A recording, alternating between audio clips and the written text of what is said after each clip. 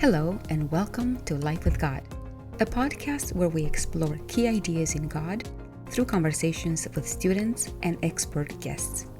As humans created in the image of God, we are called to reflect His character. But so many influences around us can leave us confused, broken, hurtful, and just longing for more.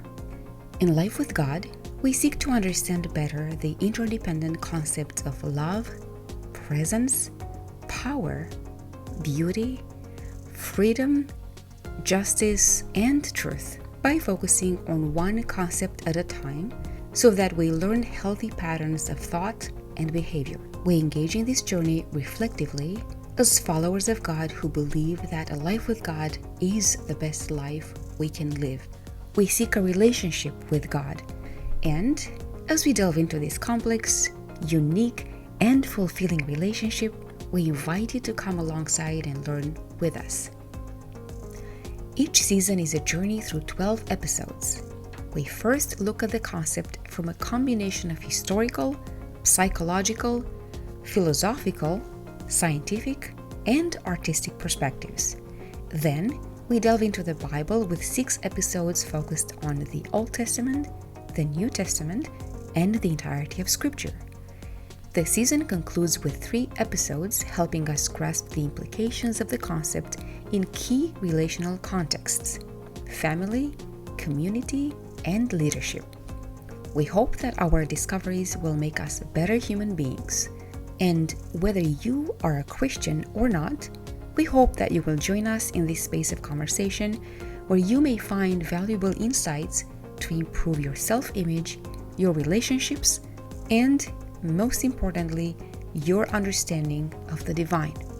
In Season 3, we study the concept of power in God, and our special guest in Episode 4 is Roy Gane, Professor of Hebrew Bible and Ancient Near Eastern Languages at the Seventh-day Adventist Theological Seminary in Berrien Springs, Michigan.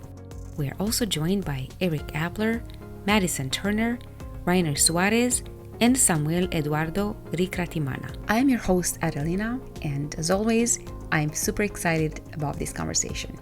Before we go into the discussion, we will take 5 minutes to get to know our guest through a speed round of questions. What is a favorite childhood memory? Going to the beach in Australia. There are really wonderful beaches, and I just love the water. I've always loved the water. If you could time travel, to what point in time would you travel? I would travel to the time of Christ's second coming. And as the long column of all the saved people with the angels and Jesus are leaving planet Earth, this desolate and messed up planet with Satan left behind, and no more temptations because the tempter is gone. He's back there down on the planet, and going up towards heaven with King Jesus and everybody, and singing and happy on the way, and looking at all the stars and planets and everything along the way. That's the part of history I want to get to. And I believe that it's going to be in my lifetime. I think I'm going to see it without dying. I don't plan to die. It's not on my agenda. What advice would you give your past self? My past self. That's a very interesting question. I would say I like the injunction in the Bible: whatever your hand finds to do, do it with your might.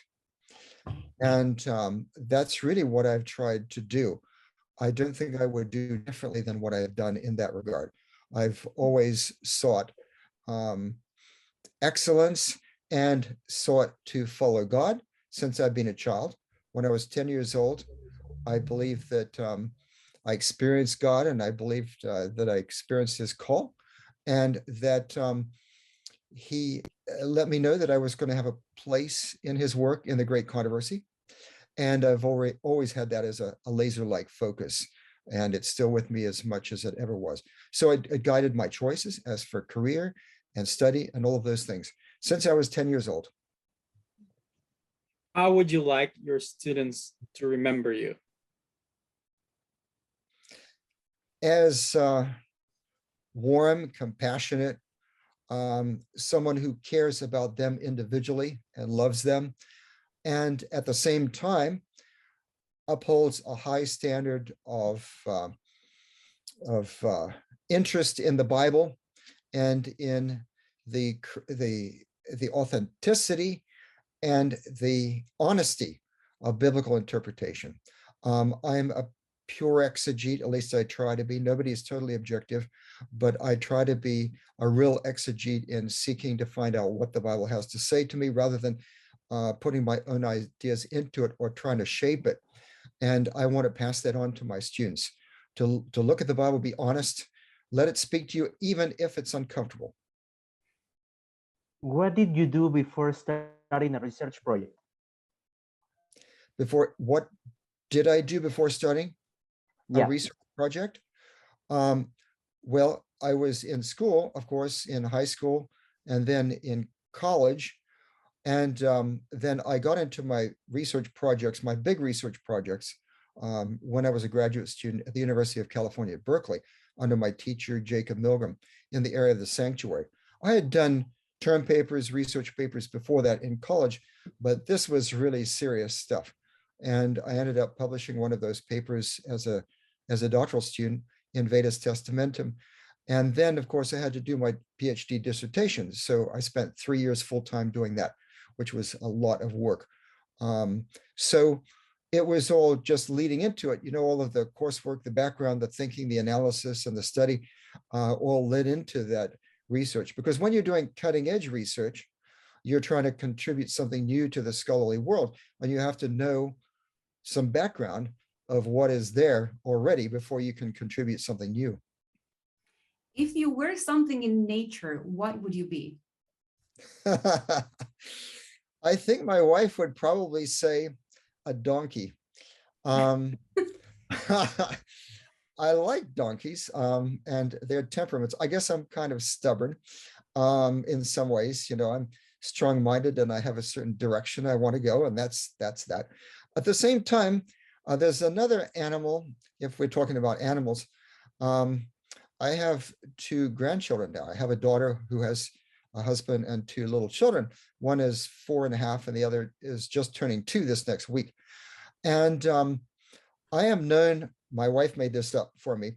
My nickname for my children, my grandchildren, is Papa T. Okay. Were they going to call me Grandpa or something else?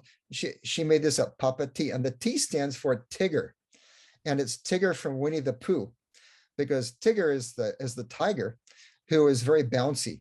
He has a lot of energy and he's on the go all the time and he's bouncing up and down. So they call me Papa T after Tigger. So that's 2 possibilities of what I could be in nature, I suppose. I don't believe in reincarnation, by the way, because I would call it reincarceration. Yeah. Thank you so much for sharing. It was interesting and fun. And I am excited to have an exegete on the program studying this big topic where we need more knowledge and more understanding. And so I would just ask as an opening question, what is power as described in the Old Testament? Power is very much associated with God, and he is the origin of everything. So he has the power to create. He has the powers to sustain his creation. We can see this in the fact that the world is spinning 1,000 miles an hour, right? Spinning 1,000 miles an hour. And yet when we stand out in the open, it's not like standing on a freight train, even going 60 miles an hour. We feel quite secure. We don't feel like we're on an object that's spinning 1,000 miles an hour. God is sustaining us. And then we read in Daniel 5:23, when Daniel is speaking to Belshazzar, he said, Belshazzar, you haven't honored the God in whose hand is your breath. In other words, God sustains our lives every moment. So I'm a little amused when people say, well, God doesn't work for me. Just look down at your chest. Are you breathing? If so, God is working for you. So God has the power of creation. He can sustain his creation. He can intervene. He can do everything. He could stop, and destroy his creation as he did with the flood, as he will do with the fire in Revelation chapter 20. But I would also distinguish between two types of power, which God has and which human beings can have to a lesser degree. One is coercive power, and the other is persuasive power. The second of which was especially exemplified by Jesus. Coercive power is force. And that is the force that nations use when they go in, they invade another country, and they force people to do what they want.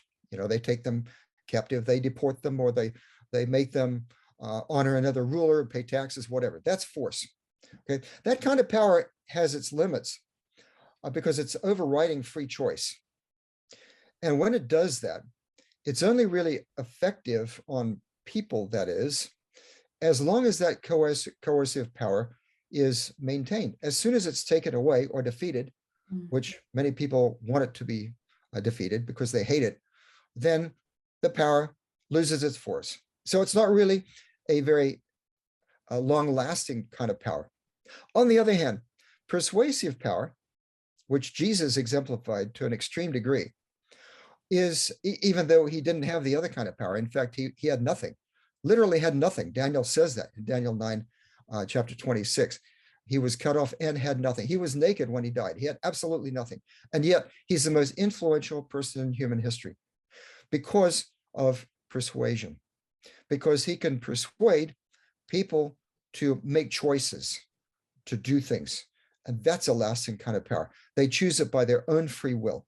And then they can pass along in a free environment that the reasons for those choices to others who can make the choices. And then it expands in a very free and natural way. And that's how the gospel goes. That's how the three angels' messages go.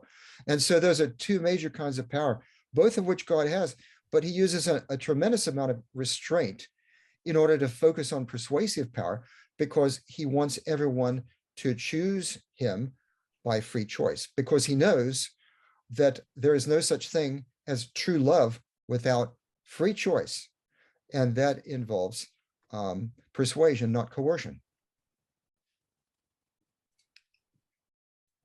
So that's quite fascinating, and especially with the examples that you gave, I think it's pretty helpful and clear. I'm curious now, what is the relation between the two types of power that you see in God? Like, how do they relate to each other? Because I'm had the question, when does he use a coercive power, and how does that fit with the other one in God? Well, he uses coercive power as a last resort. We see this in the little song of the vineyard in Isaiah chapter 5. In verse 4 of Isaiah 5, he says, "What more was there to do for my vineyard that I have not already done in it?"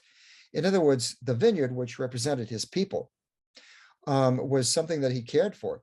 And he describes it, how he did it. He planted it in a very favorable location, all kinds of things, a watchtower to protect it, a wall around it to protect it. But then because they rebelled, and the vineyard didn't produce good grapes, it produced, in Hebrew it says, stinking things. That's what it says, literally. And so the result is bad. And then God says, I'm going to remove the hedge and the wall, and it's going to be taken over by others and trampled underfoot. And I'm going to stop the rain from coming down on it. So he does some things passively, other things actively, some things by removing protection, other things he actively inflicts upon it as judgment. Now that judgment, that coercion, then has initially, it has the purpose of discipline. And we can see this in the blessings and curses in Leviticus 26 and Deuteronomy 28. And that is to say, God shows his coercive power. He punishes like a parent punishes a child, spanks the child. And then if that doesn't work, then the punishment may get more severe. And it does in the blessings and curses. So this is one thing. But then ultimately, if nothing works, then ultimately he destroys those who will be oppressing others and hurting others and disturbing them. And nobody ultimately is going to make it into the next life if they do not choose in this life to live according to God's principle of unselfish love forever by free choice. And that's a high standard. That's a high standard, forever and by free choice, because the New Jerusalem is going to be a safe neighborhood. our children, our grandchildren are going to be able to walk safely in that neighborhood. And it's not enough to be nice. A lot of people are nice, but they haven't chosen to live by God's principle. They're nice when it's convenient to be nice. And so coercion ultimately is something that also we need to choose, knowing that God has that coercion as a backup. He has the force. He created us. Okay, that was force in a sense, that we're here. And then he sustains us. That's a power that he has. We need to acknowledge that. Once we realize that, we can realize that he has the power to take that away. He has the power to hurt us. And it's not that he wants us to be afraid of him. Perfect love casts out fear, but perfect fear casts out love. And he wants us to love him. And so the knowledge of our dependence on him and his creation and his coercive ability then can help to persuade us, but also the restraint that he uses shows us his love. The fact that he could force us, but he chooses not to, is another good reason to choose him. Thank you very much for that. I was just wondering, because you mentioned a lot of those two components of coercive and persuasive, but however, this, I think when we think about power most, I think 80%, because the persuasive power, we see it a lot in people who have charisma, people who are like the leaders that we would see like, oh yeah, that's the ideal leader, but usually they come out of like, they come up with their own skill set. However, our idea of power is more shaped by the coercive power. And I think for a lot of people, this source of power, it is also the source of something that keeps for the Weltschmerz, you know. So how would you explain the power that humans use, which causes this whole pain on this earth? It comes to that that Theodicy, or how you call it in English, the reason for the pain of the earth. How would you explain that to somebody who sees all this oppression when it comes to racial suppression, when it comes to gender suppression, or national suppression, what we see in the world? How would you explain that to somebody? Because I see you have a very good look on it. How would you explain that to somebody who sees so much oppression in the world that they struggle to see the freedom that we can have in God? Gregory A. Boyd has a little book called Is God to Blame? And it really distills a lot of his ideas that he has in two major books called God at War and Satan and the Problem of Evil. And in these books, and I mentioned the first one, Is God to Blame, because it's one that is very accessible. It's easy to read. The others are really big, they're scholarly, but he has a great controversy worldview. And in fact, in footnotes in God at War, he refers to Ellen White and her idea of the great controversy. And the great controversy worldview explains it. We're in a great war. And he explains his key concept is what I said before, that God had to create beings with free choice if he was going to create beings that had the possibility of loving him. Okay. When that happens, if there is true free choice, then beings have the possibility of either loving him or not loving him, right? They can say yes, or they can say no. It's not like an election in a totalitarian regime, right? Where there's only one answer for the dictator, and it's yes, all right? And so there are created beings, in fact, before us, there are evil angels, demons, very powerful, who are destructive, and they said no to God. And then there are many, in fact, billions of people who say no to God, and they're destructive. And that's the reason there's so much trouble. Now, why doesn't God immediately just snuff it all out, just delete them? He could, the way we delete documents from our computers, right? That's it, gone. Because if he did that, then he would intimidate everybody so that they would only choose him out of fear and not from love. And so the role of Jesus, in the ministry of Jesus, we see a very clear illustration of this, that Jesus was not able to heal. He didn't try to heal everybody, did he? But he healed certain people. And when he did that, it's like Jürgen Moltmann said, and he was quoted in Philip Yancey's book, The Jesus I Never Knew. And that is, in these miracles, they were little snapshots, little windows into the ideal world of the way things are supposed to be. It's not that they were abnormal or, yeah, they were supernatural in the sense that they're outside of human capability, but they were not strange things that were misshapen or not normal. It's the way the normal should be, according to the ideal, is for people to be well, for Lazarus to live, for people to not have all these diseases and everything. And so Jesus was showing, this is what we want. But on the other hand, he allowed and he allows suffering, including of innocent people, to demonstrate that Satan's regime as the prince of this world, as Jesus called him in John 12:31, is cruel. He's cruel. And so we have the choice. We can see Jesus' way or this other way. And that gives us the opportunity of a choice. But what Satan is trying to do is use propaganda and misinformation to help people make wrong choices, because Satan not only appeals to coercion, he also appeals to choice, but through misinformation and through deception, to get people to believe that it's God who's the one who's afflicting them rather than him. Yes, Dr. Gane, just for the sake of clarification, going back to the coercion and persuasion dynamic, someone might understand that God uses coercive force to bring judgment to a certain place, a person, or to the world. And when he's not doing it, so we should interpret that as a persuasive, an appeal to the heart, like he's giving mercy. Is that correct? And I'm very curious about your explanation of how this parallels the way people understood ancient gods as being powerful. Okay, yes, it's not always when God is silent, when he's not doing anything. We shouldn't always take that as a sign of his mercy. Of course, he is merciful, but he can be merciful also in causing judgments upon people. In fact, he disciplines those whom he loves, it says in the Bible, right? He disciplines the one he loves. And so it is with our children and our grandchildren. We have to discipline them to protect them.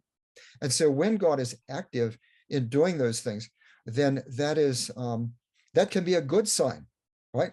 On the other hand, in the book of Isaiah, for example, when he turns away his face, the hiding of the face, this is an idiom in Hebrew, when he hides his face and he's not paying attention, apparently, of course he really is, that's not necessarily a good sign. It can mean that he's rejecting a group of people. They need to wake up to have him bless them, as it says in the priestly blessing, turn your face and shine upon us, right? When he turns his face away and he's looking the other direction and he just lets whatever happen to them, and he's not directly disciplining them, but he's just allowing whatever happens, that can be a sign of him abandoning them because of their choice of abandoning him. And so he's, through all of this and his strategies, he's trying to love us in different ways, but in his active ways and his passive ways, he's trying his best to bring us back to him. Really, all of this salvation is a salvage operation when you think about it, isn't it? It's a salvage operation. And we're all going down like the people who were in the Titanic, okay? The ship was going down, everyone's going to drown, and there's lifeboats, and it's a salvage operation. You save as many as possible, but there are many who don't want to be saved. What they need to realize is the nature of the situation that they're really in. There really is a great war. There is something to lose. I had a student at Pacific Union College when I was talking about the Great Controversy, and his name was Bo, at least that was his nickname. It's what I knew him as. And he was not a Seventh-day Adventist. I don't know to what extent he was a Christian even, but a lot of the Christian kids would sit there and they would look at me like I'm a video screen, very passively. They'd heard it all before and they were just listening. And I said, you need to not just look at me and listen to me like I'm a video screen. You need to react. You need to think for yourselves. And Bo did, because he wasn't just in that box, right? And when I refer to the Great Controversy, he kind of burst out, I don't want to be in a great controversy. I don't want to be in a great war. Well, too bad, we're in it. We can't help it. It's like someone living in a country right now, and the missiles are coming at them, the shells are coming, bullets are flying, and they didn't choose that they want to be there, but they're just there, and that's our situation. Yes, and about how this dynamic between human and God, and how we conceive this God as being powerful. Is there any parallel that you find with ancient gods in ancient Near East? Yes, I forgot that part of your question. Yes, very much so.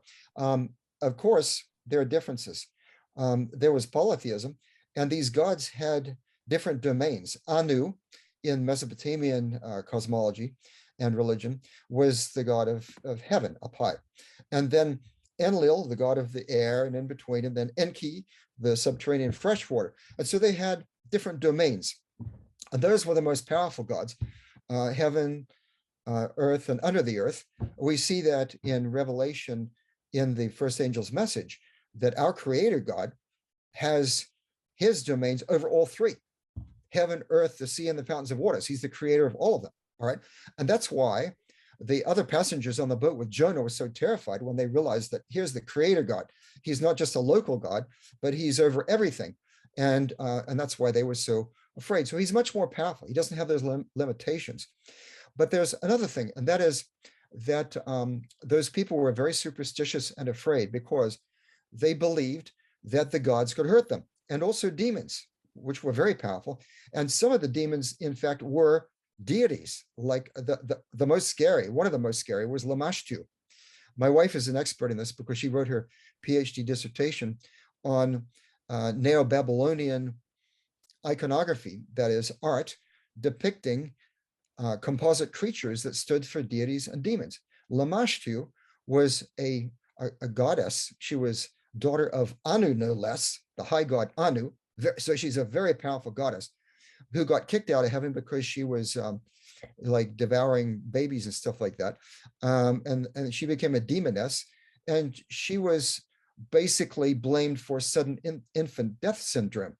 And so the people had another demon called Pazuzu, a very ugly canine dog-looking demon that they would send after Lamashtu to chase her away. So they would call upon demons to help them against demons.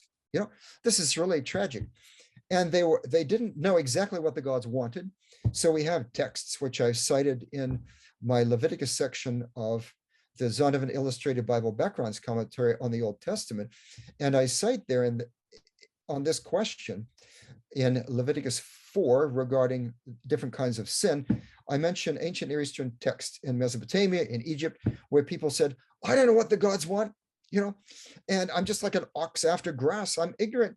And they were terrified. They didn't know what was going on. And so when they had something bad happen to them, they have to find out, first of all, which god, which demon or whatever is the one afflicting them. Okay. And then what made them mad? And then how do I fix the problem? And all of these would involve omens. You cut sheep open, you look at the liver, you compare it with clay models of sheep livers and all this kind of stuff. And you got to pay the priest to do all this kind of stuff to figure out. And then you don't have a whole lot of assurance when you're all done, right?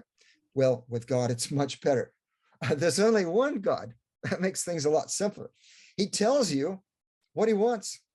And then if you blow it, if you make a mistake, he gives you ways that you can make things right with sacrifices and repentance and so on. And then you have assurance that you're right with him.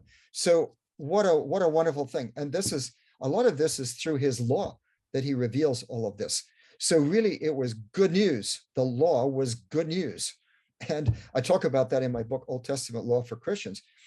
A lot of people think the law is against them. No, the law is not against. The law is protection. It's like a hedge of protection around us so that we won't have problems. It gives us justice, protecting boundaries between people and so on. Our relationship with God, the law is a wonderful thing. If we break it, the law can't help us to fix that problem. We need mercy at that point. But the law itself is wonderful. You mentioned some time ago the great controversy. I think it's very hopeful to know that both kind of power of God, a coercive power, it's acting in favor of us, like for example in the Red Sea, but also the persuasive power is acting in favor of us, for example in the repentance of a sinner, right? So I think that is very helpful for us.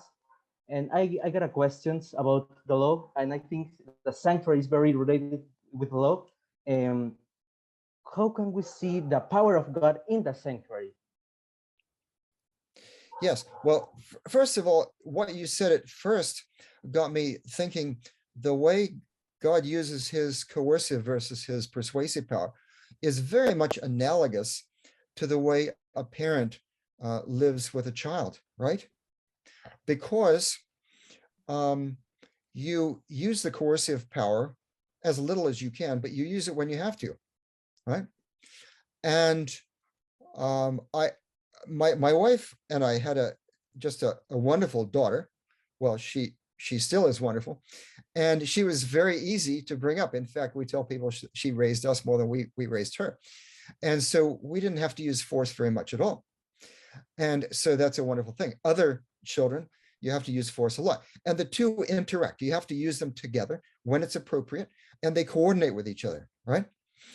In terms of the sanctuary, God's power, his presence really, is a consuming fire. So anyone who would come into his presence is going to be destroyed automatically, as he said to Moses, even who was a man of God, very close to him. He says, I can't show you my face because otherwise it's going to consume you. So he showed him his backside, he proclaimed his glory. Well, since the fall into sin, human beings have not been able to be in the presence of God's unveiled glory and live, right? And yet God wanted to be as close to his people as he could. And so he came down and was in the sanctuary, which had all kinds of safeguards. The sanctuary was not like our churches, we call it the sanctuary, the place where we worship and where the preacher is and the pulpit is. We call it the sanctuary. But the Israelite sanctuary was not a place to bring people in, as many as the fire marshal will allow to get in there. We want in there, right? But it was a place to keep people out of, because it was God's presence. Like in ancient Near Eastern temples, they kept people out because that's the dwelling of the deity, who is very, very powerful and very holy. And so they saw his power in the glory cloud that was up above. And in fact, it lightened the camp at night, and it provided guidance and protection and so on during the day, just like it protected them from the Egyptian army at the Red Sea. It continued to do that, but hovering above the sanctuary, as it had come down from Mount Sinai, the place of theophany, of God's presence. And so there was God's power. And when God needed to, then he let his power burst forth. And he killed Nadab and Abihu when they failed in that ritual. And then there were plagues that he started. He and his power was coming forth from that glory cloud, because that was his presence. You could think of the sanctuary as being very much like a nuclear reactor. If you think of God's power, just look at the universe. Years ago, I took my daughter, before she was married, she was a teenager, for a daddy-daughter date to Chicago. And we went to the Museum of Science and Industry, and we saw an IMAX presentation, films of the Hubble Space Telescope and what it saw in space. And the thing that impressed me the most was the heart of Orion, the nebula of Orion. Interestingly, Ellen White says that God's heaven of heavens is just out there somewhere, just in the nebula of Orion, or around there, in the way the three stars come together. And so the Hubble Space Telescope, though, showed this incredibly beautiful bunch of galaxies and constellations and everything in there with all these different colors. And it's millions of light years across. Light years. A light year is how far, it's distance, how far light travels, and light travels 186,000 miles per second. So it's huge up there. And the space telescope captured a baby constellation coming out from that area and being born. And it's like God is throwing constellations and galaxies out, new ones, out into the universe, like we play Frisbee. Just whew, there goes another constellation. That's how big God is.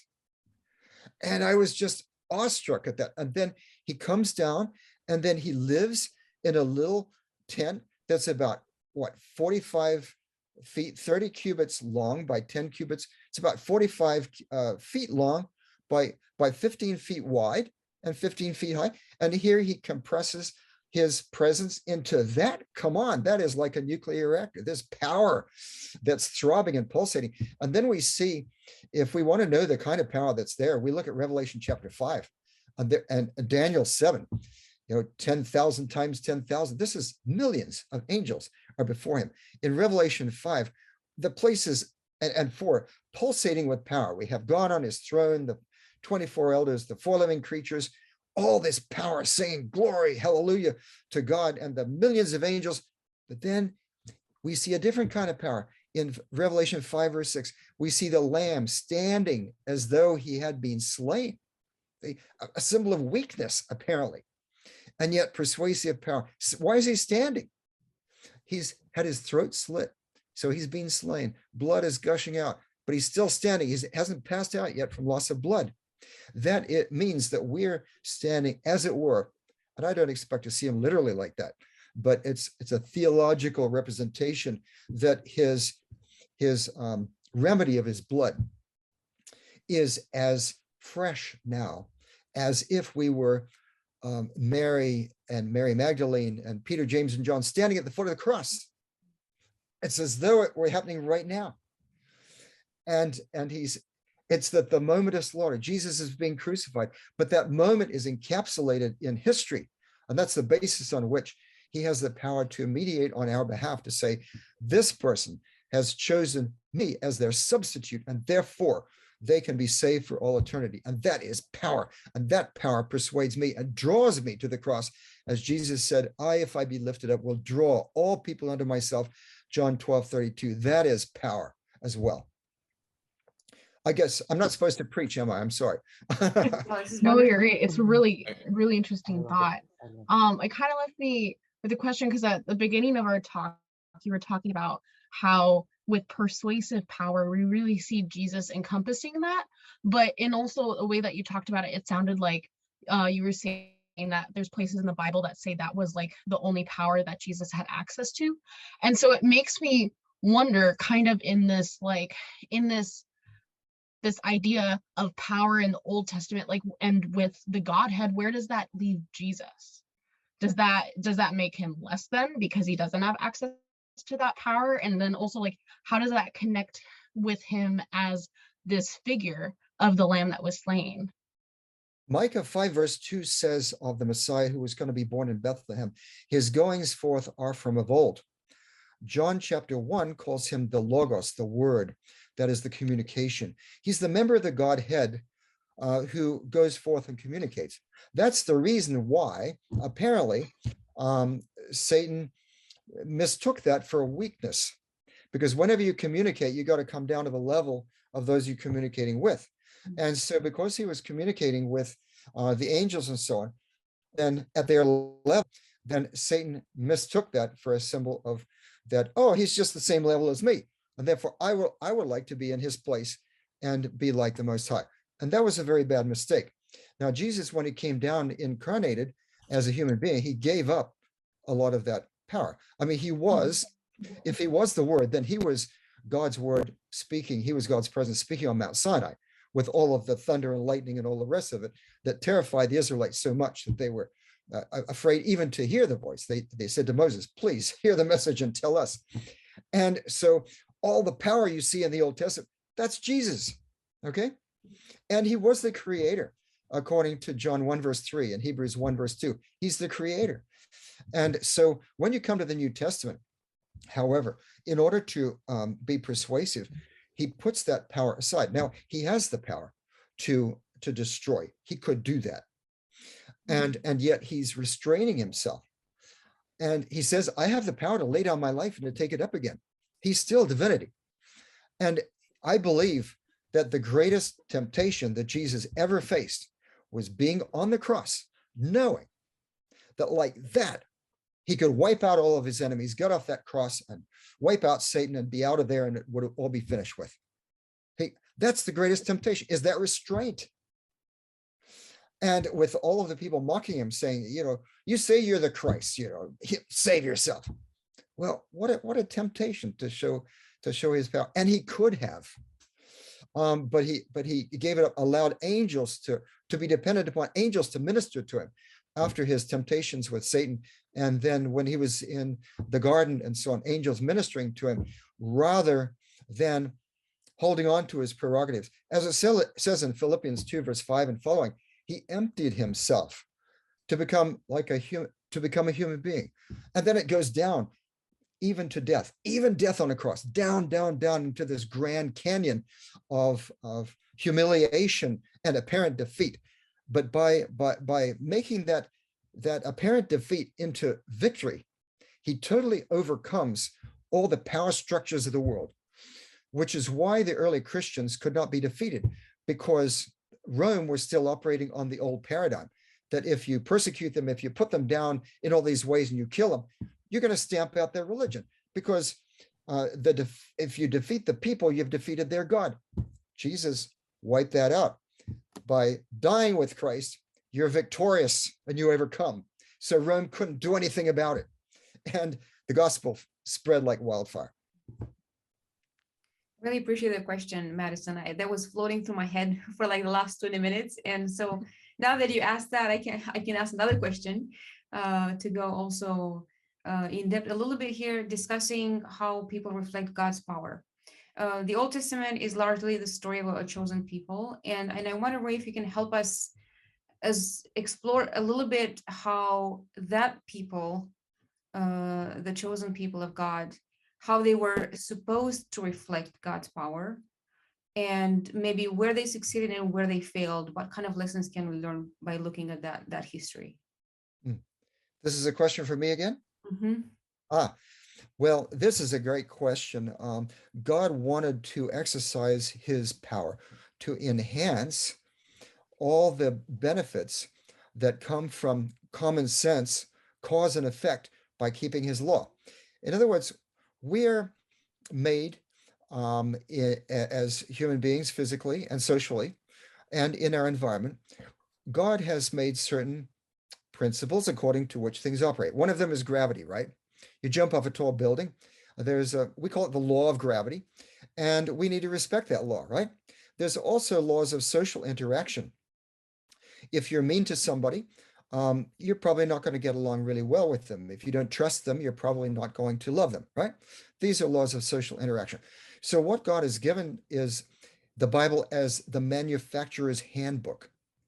Like when you have a manufacturer's handbook of, I have a Toyota Corolla, right? It tells me what kind of oil to put in the crankcase. I could say to myself, oh, I think my car would like ginger beer, right? Or perhaps almond milk. I have almond milk on my granola, right? So I should put that in the crankcase instead of oil. Well, that's stupid. Okay, just plain stupid, because it doesn't follow the manufacturer's handbook. But people don't think that way when they fail to follow the Bible as the manufacturer's handbook. They don't stop to say, hey, wait a minute, that's just as stupid as putting something else in my car.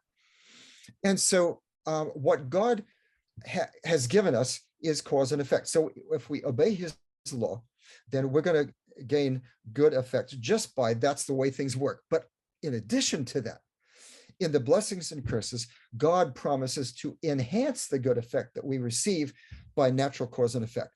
And this is exactly what happened with Daniel in the court of Babylon. He followed God, And then God enhanced that good effect. And after 10 days even, there was this tremendous enhancement of their physical well-being. They looked so much better than all of the other youths that were there that were eating the food from the king's table. And so this is showing God's power, and he wants to lavishly pour out his blessings upon us. Now, Israel saw that, and it comes up to a pinnacle. There were all kinds of bumps along the way, and because of their failures to follow God by faith, and the period of the judges was, just really bad. And then it came up. The high point in all of Old Testament history, and I just recently preached about it, is the story of the Queen of Sheba and King Solomon. Because God wanted to make his people a channel of revelation and blessing to the whole world. And here comes the Queen of Sheba.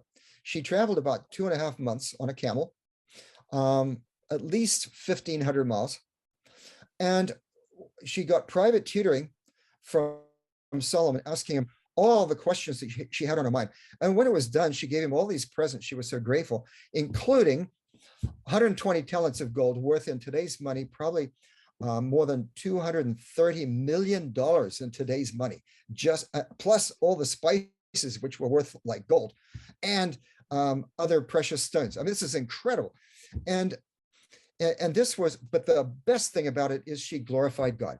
Solomon taught her about the true God, and she glorified God. She said, "Blessed is God who has given you to Israel to rule over this kingdom with justice and mercy and so on and so forth, according to his principles." This is the high point. After that, shortly after that, Solomon fell into deception and, of course, through polygamy. Then he fell into idolatry, and the rest of the history is downward all the way. Okay, so we see the power of God's enhancing blessings, that he wants to lavish the blessings upon people, but then he takes them away if they won't follow him. Because if he kept on blessing them, right, when they're not following him, it would send a false message to the world that would say, it doesn't matter. It just doesn't matter if you follow God. Now, God's power is shown in the world today. And when his people follow him, we have what's called a blue zone in Loma Linda. A blue zone is an area where it's been shown that people live abnormally long. A lot of people live over 100 years old. And there are just a few of these, what they call blue zones in the world. Health professionals call them these. One of them is Loma Linda, which is a Seventh-day Adventist neighborhood. And it's because they're following a Seventh-day Adventist lifestyle. And they live at least 10 years above the national average for all of their good lifestyle. Well, look, if we were really living according to everything that we're being given, I don't think it would be 10 years. I think it would be 25 above the national average, right? And I think we would have a lot more blue zones around the world of where Adventist people live. So there's tremendous opportunity there. But what's the purpose of all of this? The purpose is, as Jesus said, let your light so shine before people, right, that others may see your good works and glorify your Father who is in heaven. So they see us horizontally, and then the glory goes up to God, which Solomon did with the Queen of Sheba. Hezekiah failed to do with the Babylonian ambassadors who came to him in Isaiah, at the end of the book of Isaiah, well, the first part of Isaiah, in Isaiah 39, right? Failed to give glory to God. And we need to always give glory to God. Praise is one of the greatest forms of evangelism. As Jesus said to the Gadarene demoniac, just tell everyone what the Lord has done for you and how he's had mercy on you. That's the greatest testimony that anyone can give. Angels don't have that. They cannot say, as we can, I once was lost, but now I'm found, was blind, but now I see. That's the greatest thing, and that's power, persuasive power.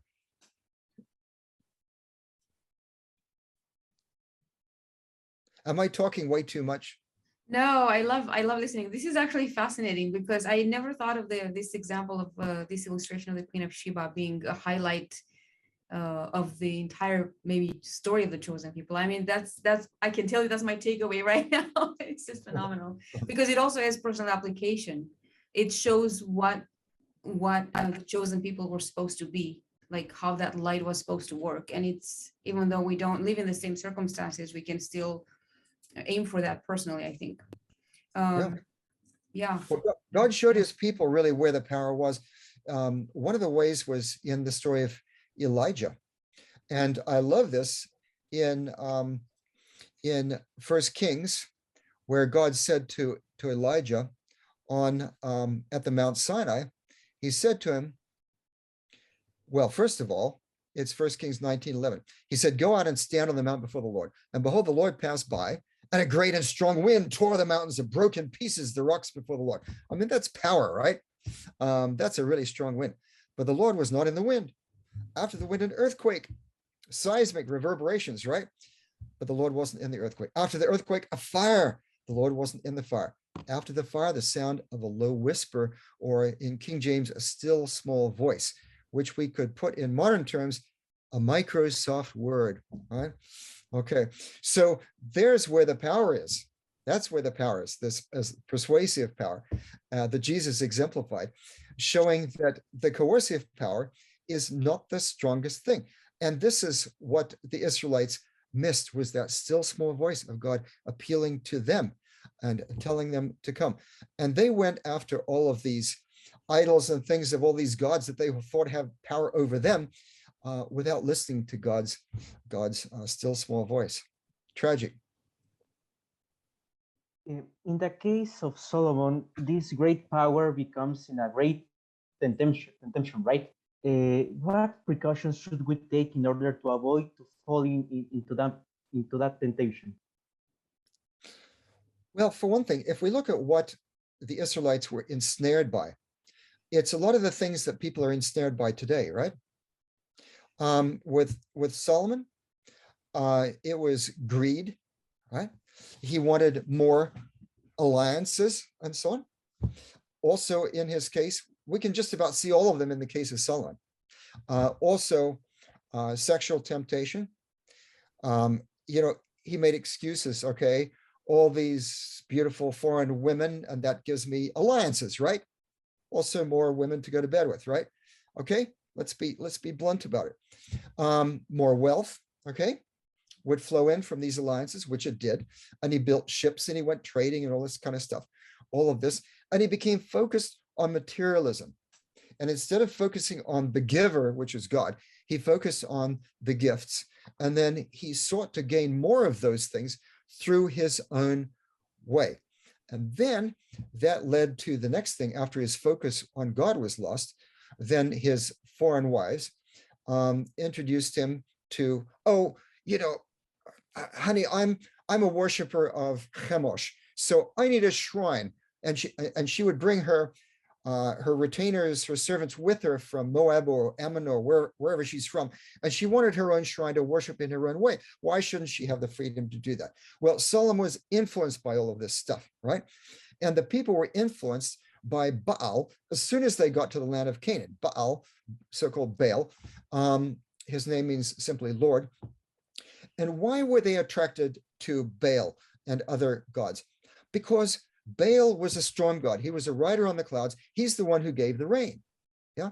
And so people needed the rain in Palestine to water the crops, and all of their fertility, the prosperity, their crops, their animals, everything is all dependent upon the rain. When the rain stops, everything goes. And that's why in the story of Elijah, there was a drought, no rain for 3 years. And they thought Baal had died. Now, Baal there was a myth about him that he died every fall and he rose every spring, but he stayed dead for 3 years. And that's why on Mount Carmel, the priests of Baal are trying to gash themselves, and they're reenacting the myth of Baal, in which his father, El, when he finds out that Baal is dead, he rips himself open, gashes himself in mourning. And so they're reenacting this mourning to try to get the myth going. But the people could see, yes, fertility goes down in the fall, it comes back in the spring. That's a sign that Baal, there's really a Baal, he's really alive. So they saw in the cosmos, in the stars, in the moon, and all these things, they thought they saw evidence for the foreign gods, okay? And it was all, their interest in it and their offerings to these were based on materialism, wanting to have that rain, to have prosperity, to become rich, and so on and so forth, materialism. And what do we find today? What are the gods of today? Yeah. Material prosperity, right? Materialism, greed, keeping up with the Joneses. Sex is deified in Western culture. Sex is a god in Western culture. And the beauty of people that are sexually attractive, they're spoken of like they're gods and goddesses, right? Actors and actresses and models and all the rest of them. And so on. And then turning anywhere, occult comes in. The next thing is occult, right? And people are then building their moral norms, their standards on political correctness. And that's what is guiding people. Political correctness is a relative thing. It's based upon social norms and contracts. And what do we want? If you go back to 1933 and just before that and just after that, 1933 in Germany, there was political correctness.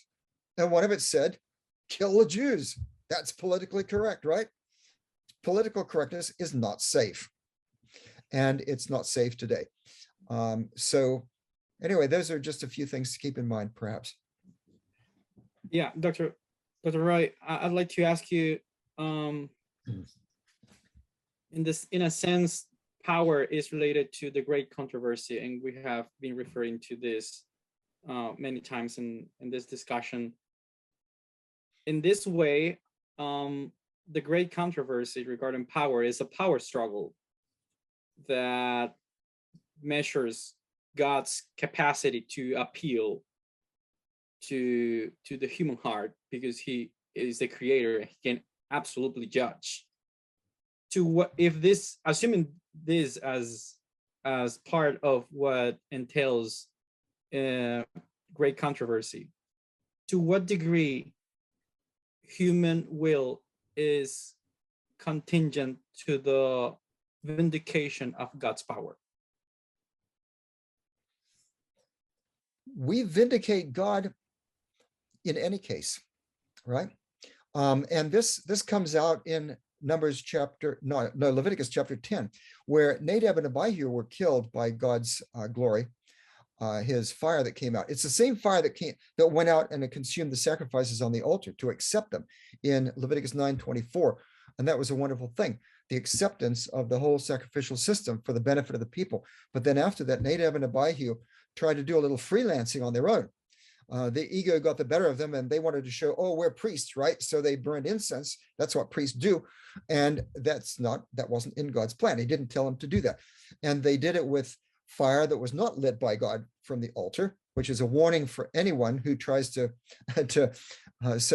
preach with sparks that are not from God's kindling. You get my drift? All right. It's a dangerous thing to give our own ideas as though they're ideas of God. It's like Nadab and Abihu. So he zapped them with that. And then as a result of that, then, however, it says in Numbers, I keep saying Numbers, it's Leviticus. Look at these verses. I'll just read these. This is Leviticus 10, verse 3. And then Moses said to Aaron, this is what the Lord has said. Among those who are near me, I will be sanctified, and before all the people, I will be glorified. See? So God is glorified when his people follow him and do what he says to do. And he is glorified if he has to let his fire come out and his vindicative, retributive justice come out and destroy people. In either case, he is vindicated. And this is the point of the whole Day of Atonement. In the Day of Atonement service, which is all about the vindication of God's character, and I've written on that in my book, Cult and Character, Purification Offerings, Day of Atonement, and Theodicy. Theodicy is justification of the character of God. In that book, I pointed out that it's about theodicy, in that on the Day of Atonement, God is shown to be just in having forgiven the right people who are loyal to him, and show their loyalty on the Day of Atonement by practicing self-denial, afflicting themselves, that is through fasting and so on, and by keeping Sabbath, not working on that day. And so he is vindicated as, yes, these are people who are reformed, they've accepted my gifts of salvation, and I'm right in saving them. He's also vindicated in Leviticus chapter 23, verses 29 and 30, when he rejects, he destroys or cuts off those who have chosen not to show loyalty on the Day of Atonement. In either case, he's vindicated. Those he rejects, those whom he saves, God is going to be shown. And ultimately, it says in Philippians chapter 2 that every knee is going to bow. Every knee is going to bow to Jesus and acknowledge that he is right, that he is the Lord to the glory of God the Father. And that means ultimate vindication of God through Christ. Yes, I'm here in the New Jerusalem. I bow down to him. You are right. Satan and all the multitudes of the wicked out there on the plain, just before they're wiped out with fire that consumes them, are going to bow down and admit, yes, you're right. That's ultimate vindication. And maybe the strongest form of vindication is when enemies say, you're right. And this is what we find at the beginning of the book of Judges, where Adoni-Bezek, he was a king from Bezek, and he said, when the Israelites caught him and they cut off his thumbs and big toes, that sounds barbaric. But he said, 70 kings used to eat scraps underneath my table because I cut off their thumbs and big toes, right? And so now it turns the whole thing on its head. He wasn't saying, how could you be so cruel to me? He's saying, wow, that's all you're going to do? Okay? And he's vindicating their justice. In fact, even their mercy. See? And he's their enemy. And so when the enemies are vindicating, then that's the most powerful form of vindication. Thank you so much, Roy. It's sad to say, but we are nearing actually the end of our conversation, time-wise. We've covered a lot, and I wanted to ask one last question before we go into the takeaways.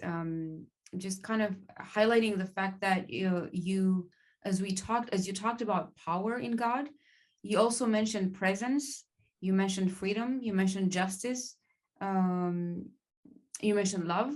And so I was wondering if you could also, in a nutshell, describe how do you see the relation between these attributes or concepts? I guess we study them as concepts in this program. With power, like how do they interrelate? And maybe is there danger in divorcing them from each other? There's tremendous danger. We need balance. And we need balance in looking at Jesus in his life. If you want to build your whole Christian experience, your whole gospel, your whole theological edifice on, say, Romans 5, or on the Sermon on the Mount, and say that's it, and everything else has to fit into that box, or else you take one parable of Jesus and you want to make everything fit that. Mm-hmm. That's not accepting all of the revelation. As Paul said to Timothy in 2 Timothy 3:15 and 16, that everything is valuable as wisdom for salvation. And all scriptures are inspired and are profitable for doctrine, for reproof, for all of this. And I would say for theological balance. Mm-hmm. We need the Old Testament and the New Testament. And if we try to read the New Testament without the Old Testament, we don't get that proper balance that we need of that power as the creator that was violated in the fall. And then everything that happened in God's interactions with ancient Israel, his blessings, his curses, and everything. We need all of that as background to the life of Jesus. And then we're going to get the most out of it. And we can give a lot of different individual examples where particular passages in the Old Testament illuminate New Testament passages. And I actually preached this last Sabbath, a sermon that gave a number of examples of those particular kinds of things in a sermon on why study the sanctuary, how the sanctuary background to, say, Luke 8, the woman who was healed from the issue of blood. If you understand what the issue of blood was all about, according to Leviticus chapter 15, and if you understand what the tassel is all about, according to Numbers chapter 15, and so on, then it brings the story alive. And you see the power of Jesus and what he was trying to accomplish, how he was defeating the forces of darkness in a much greater way. So yes, we need the justice and the mercy all go together. Now, just the fact that God is love, okay? If I'm on a plane or a train or something like that, or a bus, and someone turns to me and says, what's the Bible about? Well, they don't want a dissertation, they want a soundbite. And if you were pressed, in 3 words, tell me what's the whole Bible about, what would you say? God is love. Everything else is commentary. God is love. And his character, everything is based upon that. And that's the power of his character, which is then channeling all of the other powers that he has toward us. God is love. Now that love, most people don't understand. And this is why they don't understand how salvation works. They don't understand that love includes justice as well as mercy. See? They talk about love and justice. That's wrong, because justice is part of love, along with mercy. And this is shown by when God revealed his character of love in Exodus 34, verses 6 and 7 to Moses. He said, the Lord God, merciful and gracious, long-suffering and abundant in goodness and truth, okay, mercy, and that will by no means clear the guilty, justice, both are together there, right? Now, I can't explain as well as I can illustrate why justice is part of love, but I use this illustration very often, and that is in December 1955, the year I was born. Now you know, okay? I try not to act my age. In Montgomery, Alabama, there was a lady. She was an attractive lady wearing a hat with glasses. She was a seamstress, and she got on a city bus in Montgomery, Alabama, in the United States. And it was okay for her to sit there. She sat near the front of the bus. And in fact, I sat in that place on the bus, in the Ford Museum that is in Dearborn, Michigan. You can go there, and that bus has been restored, and it's there. And I sat in that place. And however, some people with a lighter skin color got on the bus. You get what I'm talking about? She was African American, and she was required by law to go to the back of the bus and sit in the back of the bus because of American laws of apartheid. On that particular day, she said later that she didn't get up, not because she was physically tired. She says, the only tired I was tired of giving in. She didn't get up. She was taken before the judge. The judge could have said, you look like a fairly harmless person. Just promise not to do it again, and I'm going to have mercy on you. Did Rosa Parks want mercy? She didn't want mercy. She wanted justice. What's the use of mercy if you don't have justice? See? Now, it's that justice. God has to save us. If he's truly the God of love, he's got to save us, mercy, with justice intact. He could have said to Adam and Eve, you've really done something bad. You've hurt me. Just don't do it again and we'll forget the whole thing. That's mercy, but not justice. See? Because the wages of sin is death, eternal death, deletion from the universe, because the only principle on the basis of which intelligent beings can live with free choice is God's kind of unselfish love. So they had to be gone. And yet God wanted to save them. So he has this paradox. His love makes him want to save them, but it's his love that condemns them because they've broken the law of love. What's he going to do? Jesus steps into the picture. Jesus is the creator. All the human race is in him, just as Levi was in Abraham, in the loins of Abraham, according to Hebrews chapter 7, right? So Abraham could represent all of Israel after that. Jesus can represent all human beings. So Jesus, as the creator, steps in and says, I'm going to take your place as a substitute. And he takes our place in order to allow God to save us with mercy, with full justice. And that's the point. The reason for Christ's sacrifice is for God to be able to save us with full justice. That means that God is able to save us with his principle, his character, his law of love intact. And that's why all of the animals had to die, because they pointed forward to Jesus. It's all about God shown to be just. It's all about theodicy in the universe, because God is not just trying to save us. He's trying to save the whole universe. And if God were unfair, and if he showed himself merciful but not just, what's he going to say to Satan and his angels? He kicked them out of heaven, right? They're going to say that's unfair.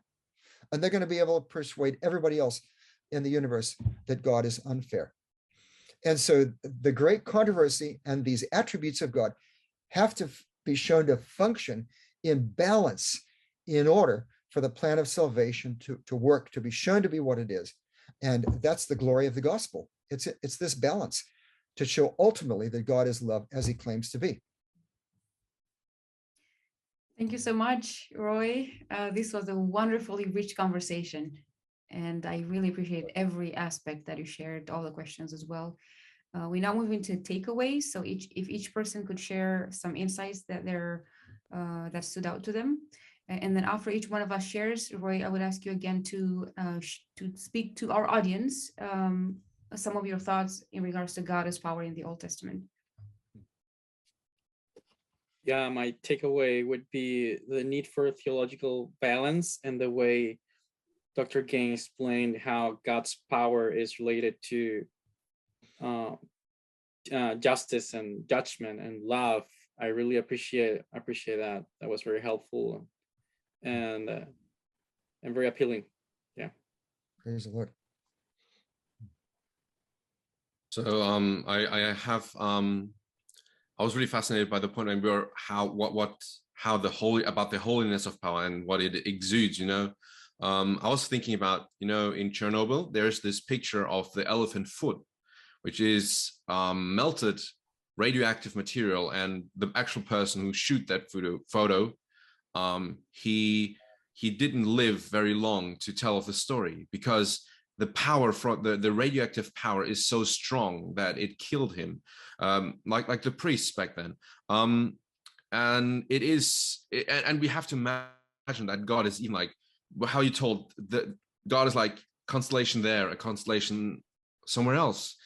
And it just puts into perspective, how can this power approach us? And then it comes to the persuasive power, how God really nerfed himself. He took away all his glory that we could learn as humans, like the Queen of Bathsheba, how to learn appreciation of God, by him dwelling among us, by him living as an example for us, that how to experience that power of God, and that it is not the power that are used from kings. It's not the power that is corrupting, but it is this pure sinless power that just wants the best for us and that we may trust. And I think there's of course one part that we have to say yes, but I find that a God is going to such an extent to limit this massive amount of power that would kill us in an instant.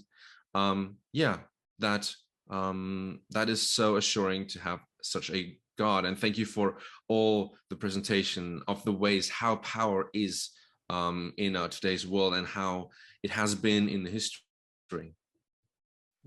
Well, I love the way God interceded in the great controversy, showing his power. I think one of the greatest demonstration of God's power is how he takes the sin away from a sinner. And I think we can see that in the sanctuary, how God shows his power through the sanctuary.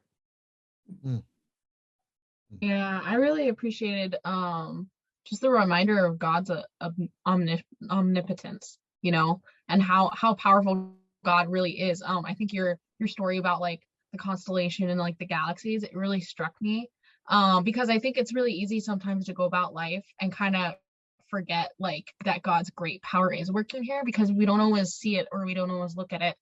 And so I liked how that, I think that connects kind of back to the moment we were saying that, sometimes God is in, that still small voice, and it's really important to listen to that. And yet still in that great power, he makes it in a way to, where it fits with our life, or, it shows great mercy.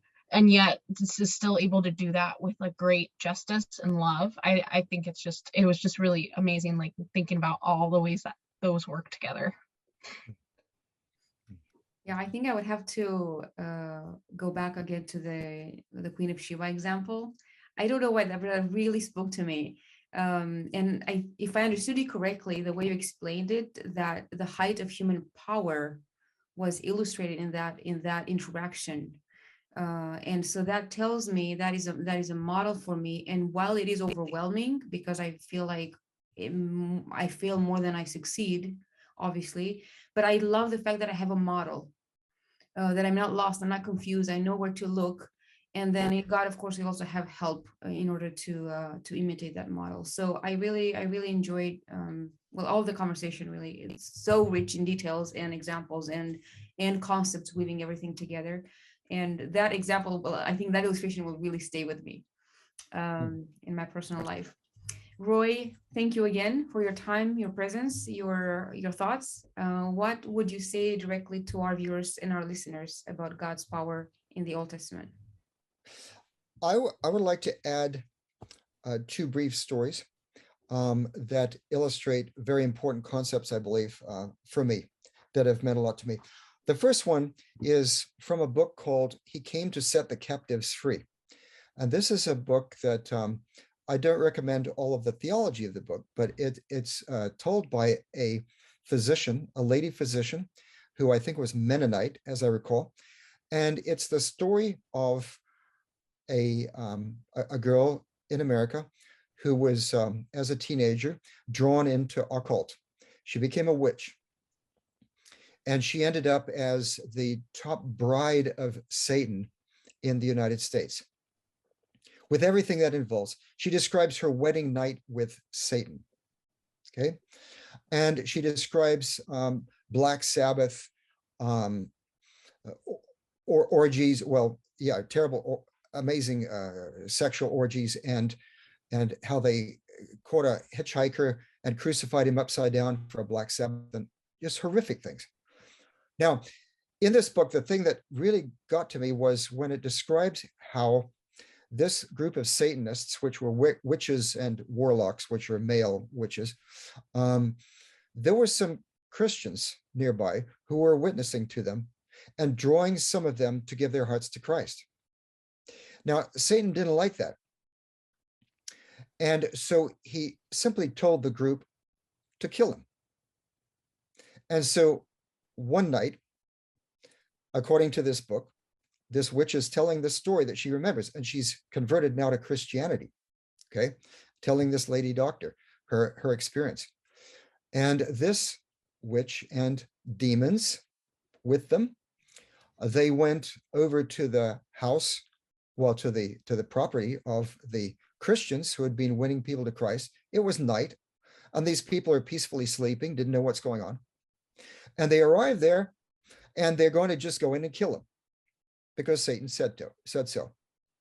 And when they arrive there, they encounter a wall around the entire property of angels linking arms. And the witches call them linking angels. Literally a solid wall of angels around the whole property. And the witches and demons with incredible power. I mean, these witches, they would engage in spiritual warfare where they would shoot a gun at each other and stop bullets and stuff like that. Because they had taken power of demons into themselves. They wanted to be possessed by the most powerful demons and as many demons as they could to have power. And the demons could shred people, 8-foot-high monsters, just shred people apart. All this power, they went up against these angels and they couldn't break through. And then the angels did nothing, just like this. And then the angels just frowned. And at the frown of the angels, the evil powers all fell down to the ground, totally defeated. Now, what that tells me is, if God is for us, who can be against us, as it says in Romans 8? And the difference between the angels of God that he has and then the demons that people are afraid of in occult and so on, the ancient Israelites were afraid of, ancient Near Eastern people were afraid of, and that many people today are afraid of, they are shells of power of what they once were. Like human beings are shells of what we once were. And the angels of God are so much more powerful. The other thing is, those witches wanted to take the power of fallen angels, which are created beings, into themselves. What do we have? God says that we can be partakers of the divine nature, the unfallen nature of God himself. And we can receive Christ through the Holy Spirit, members of the deity. And we can be transformed regenerated from the inside out, according to Titus 3, verses 4-7. According to John 3:16, we can have the Holy Spirit dwelling in us. And in Romans 5, verse 5, and this leads to the other brief story, Romans 5:5, it says, holiness, or rather, hope does not disappoint, because God's love is poured into our hearts through the Holy Spirit. We can have the indwelling, not of all that so-called power of evil angels. We can have the indwelling power of the Holy Spirit, who is God, which is the greater persuasive power, which is the love. And that power is the greatest power in the universe, which I've experienced because many years ago, I lost love for somebody that I needed to love. And I couldn't find any love in my heart for that person. And I didn't know what to do. I was feeling really bad. It was terrible. And I claimed that promise. I prayed, God, as you created a light in the beginning, create love in the heart of Roy Gane, which is quite a big thing because love isn't always natural in the heart of Roy Gane. I'm descended from pirates, literally. I really am. And God put love in my heart for that person, which continued and grew and so on. And God saw the love that it made, and behold, it was good. It was very good. So when I meet friends of mine who have left God, they've become agnostic, they've left Christianity, and they ask me, why do you still believe in God? I tell them, because when I claimed a promise in the Bible of God, there was somebody else on the line who worked a miracle. The greatest miracle for me is in my mind, in my attitudes. That's an incredible miracle that I have personally experienced. And I know it is a miracle of God's power, and that it's something that's in harmony with what God says in the Bible. And therefore, I trust him and his power. I don't trust all that dark power, and I'm not afraid of it because God is stronger. So putting those two stories together for me encapsulates the appeal that I would have for you. Don't be afraid of the evil forces. We live in a world and in a generation that wants to prioritize everything else but God. We need to let him be God, right? And he is able to do everything. We need to not make rules that he has to adhere to. He's the one that makes the rules of interaction with him, right? And if we don't entirely understand his ways, it reminds me of the end of The Lion, the Witch, and the Wardrobe by C.S. Lewis, in which Lucy and Mr. Tumnus are watching Aslan, the lion that represents Christ, go off into the distance. And Mr. Tumnus says to Lucy, he's not a tame lion, but he's a good lion. He's not tame. We can't control God. We need to let God be God. And I just reminded the people in Paw Paw, Michigan, where I preached yesterday, that years ago when I preached there in Paw Paw, Michigan, there was a typo, there was a misspelling in the bulletin. I had chosen the hymn, "There's a Wideness in God's Mercy." And the secretary mistyped it. "There's a wildness in God's mercy." As that hymn. And I reminded the people yesterday, yes, good theology. There's a wildness in God's mercy. His mercy is wild. It's amazing in every sense of the word. A heartfelt thank you to our special guests and to the student panelists for their thoughtful engagement. On behalf of our sponsor, the Adventist Theological Society, and on behalf of the Life with God team, I would like to also thank our viewers and our listeners for being here. We hope that you have learned some new and helpful insights that will transform you more into the likeness of God and empower you to become a better human being. As you can see, these conversations bring together young adults and scholars who have dedicated their lives to advancing our understanding of God, of the Bible, and of the complex human personhood. It is a unique opportunity for you to get to know these committed servant leaders and learn from them as they interact with students from around the world. If you would like to support this podcast, you can do so with your presence, your comments, your prayers, and by sharing the program. If you're so inclined, you can also extend your financial support by donating to the Adventist Theological Society.